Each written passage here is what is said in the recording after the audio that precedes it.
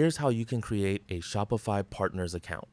First, search for Shopify Partners and click the first result that appears.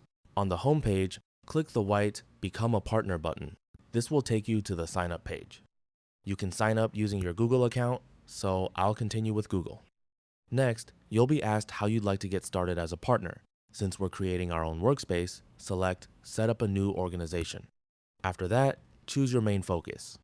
You can build client stores, create Shopify apps, develop store themes, provide services to existing businesses, or select the something else option if none of those apply.